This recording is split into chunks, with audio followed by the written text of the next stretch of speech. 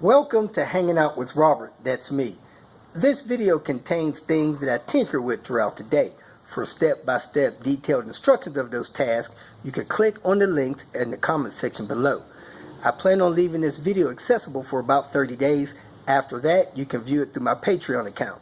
This video also has tips and tricks that I've learned over the years. So, thank you very much for watching. So we can see, like, from here. Hey, who's holding the camera, dog? I see that. That's right. Go.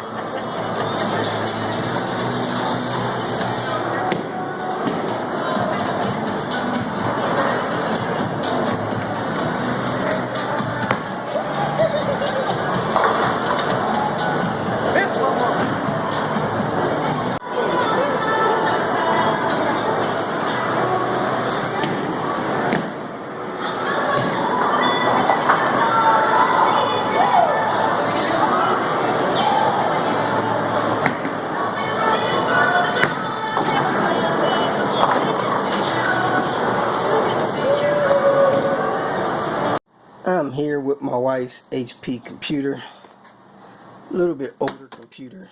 SRS Premium Sound, I don't know what model it is. DV, Pavilion DV, I don't know. I'll figure it out, put it in the comments. Anyway, about 2 months ago, the computer, the display lost a color. It was like all of a certain color went invisible and it would see through to a blue screen. Then it started rebooting, then it had problems booting, then it was blacking out, then it was locking up and freezing. Anyway, in this video I'm going to show you how to take it apart. Most common problem is that the motherboard has soldering issues, and baking them in the oven for 3.5 minutes or something like that, or I'll mention it when I do it, refloats all the solder. I did it worked great for 3 or 4 days. Now it's acting up again, so I'm gonna do it again. So hope this video helps. If you have any questions, me or somebody else will likely be able to answer them. If your computer has the remote, you want to eject it, push it in, pull the remote out, get that out of the machine. Next, you want to remove the battery. You slide this all the way over, take the battery up and out of the way. There are screws under there you need to get loose. Next, you remove the hard drive access panel. You unscrew these screws until you hear them clicking. Once they're clicking, you grab the panel from the battery side. Just lift it up, pop it out of the way. Next, you remove the secondary hard drive panel. You got a screw here, a screw here, a screw here. Again, those screws come loose. Once they come loose, you just pry this up and slide it out that way. It's got a couple of tabs on the sides that kind of clip in place. I think you heard it snap. But just take the screws loose till you feel them popping. They don't come all the way out. When you're taking all the screws out of the bottom, be careful you don't miss this one here, this one here, this one here, and that one there. It's easy to miss those screws that's down in those holes. Next, you want to remove the hard drive. You grab this here, lift this up, slide this back out, and then grab that cord and unplug it from the hard drive. It just pulls loose. Next, you want to remove both RAM chips. They have little spring-loaded things on them. You pop those spring-loaded things out and the RAM chip pops up like that. Then you just lift it up to unplug it. Get the next one out. There's a lot of screws you got to take loose from the bottom. So I make a pattern of the bottom, of the top side, of the motherboard, of any heat sink or anything else, and I use this so that I can keep track of my screws. The only 2 screws I don't have on there is the 2 that's holding that antenna on there, and then I got the 2 wires black and gray. So I'm getting ready to take the 2 screws out of here and lift that chip up and out of the way and unplug this black and gray wire So you got to remember where those went, so when you put all this stuff back together, you put it back together in the right place.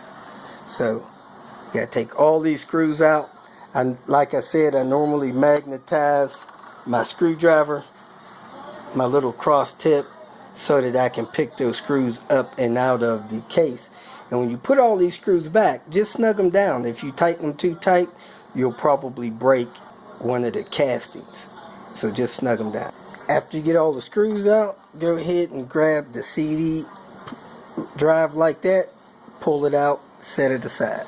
The thing you have to do is take this control board loose.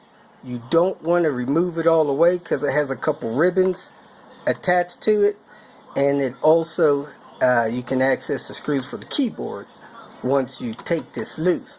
So we're going to pop it loose and shift it up toward the monitor just a little bit, enough to get at those screws for the keyboard. The best way to get this loose is just get your fingernails or something back in there and start prying it up.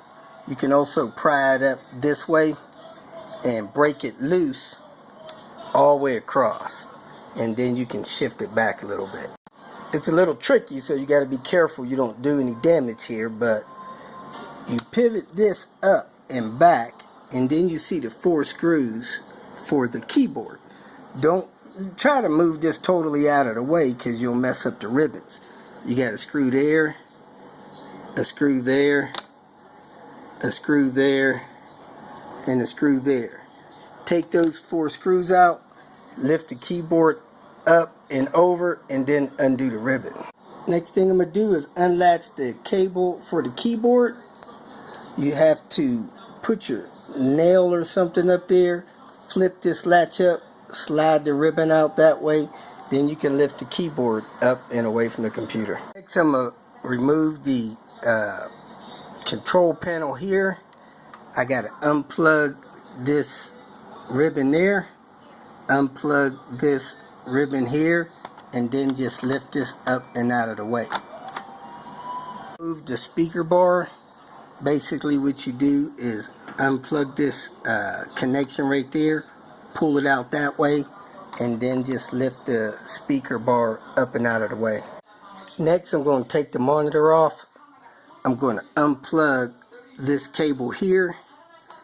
I'm going to take it out from around there. I'm going to pull these 2 wires up that's going along here, unthread them from there, lift that up, and I'm going to remove the 2 screws under there.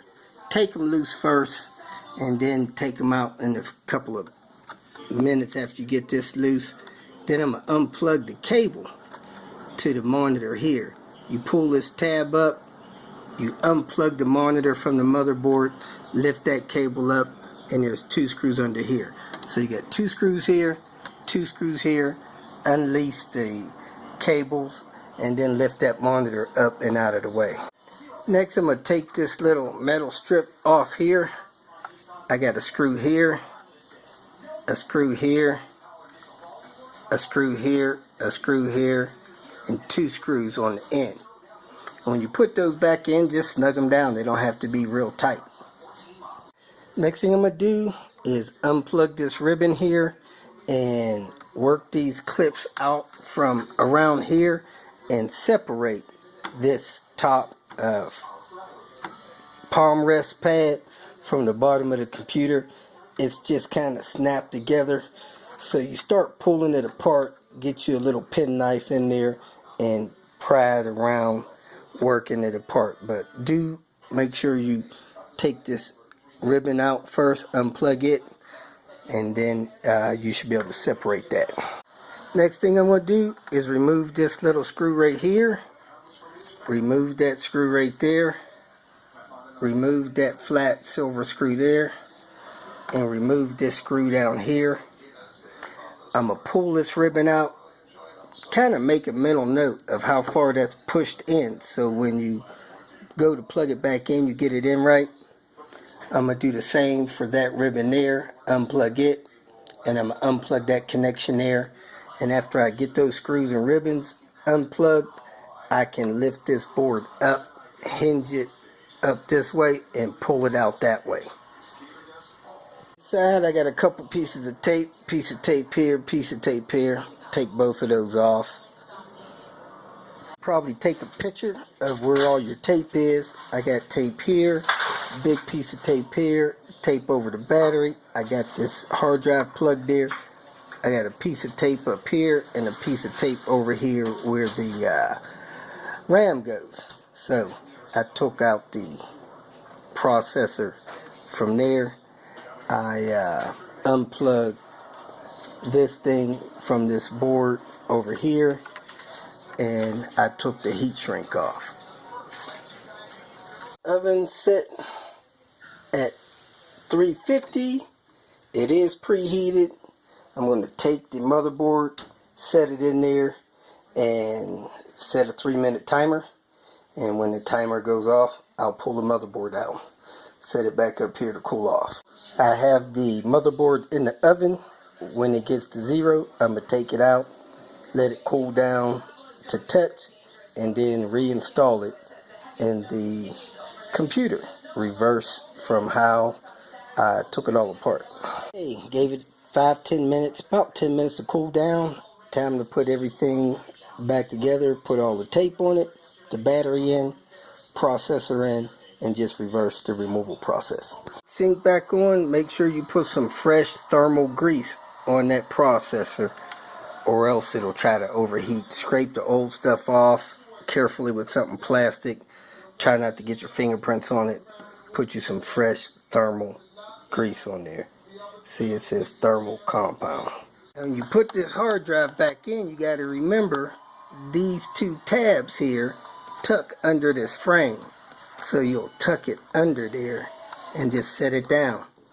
The hard drive's back in place. This panel back on, you'll notice it's got a couple of tabs here. You want to hook those in first and then press the rest of it down and then screw the screws in. Same for this one over here. It's got a couple tabs there. You want to tuck that in over the hard drive and then push it down. After you get the computer back together, you will more than likely have to plug it into the wall to get it to power up. Then, since you had the battery off of the motherboard, it'll give you some warning about CMOS. You'll have to work through that stuff. I have the computer together. Let's see if it works. Power board works. Anything going to come up on the screen? Hey, we got something on the screen. CMOS reset. Invalid. So I think we need to hit like F2 or something like that, or F10 when it reboots. Let's see if it goes into CMOS. I'll show you how to reset that setting on CMOS. I hit F10 and it's trying to go in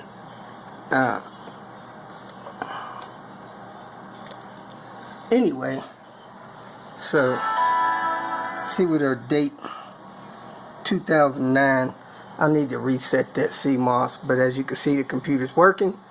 Let me restart it and go into the CMOS. I doubt if this works, but let me set the date and time here, see if that fixes it. Reset the time there. I'm going to shut the computer down and then power it back up and see if it gives me another CMOS warning. I upgraded this computer to a SSD drive, so it'll shut down and boot up really quick, so no problem with us checking it out here. Also want to let you know that my wireless adapter had stopped working. See, it's already off. Let's power it up, see what happens. Powering up.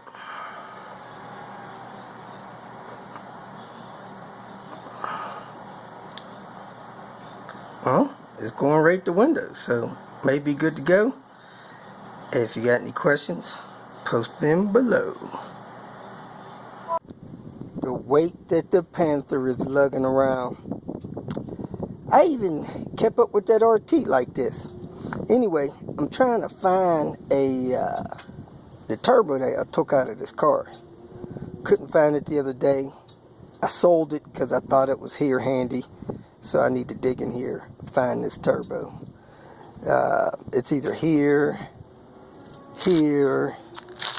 there or in my storage in the house by. Boost gauge elbow came off again. Piece of crap. Been the same since I pulled it off that do that test for the seafoam.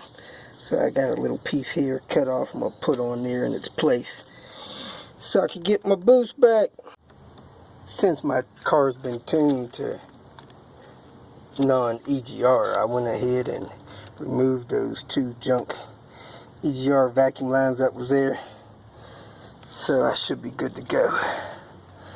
I need to swing by the junkyard real quick for a minute, so let's take a ride out there. Then come back, empty out these other 2 cars for that turbo. Got my boost gauge back. Check out that vacuum. The vacuum.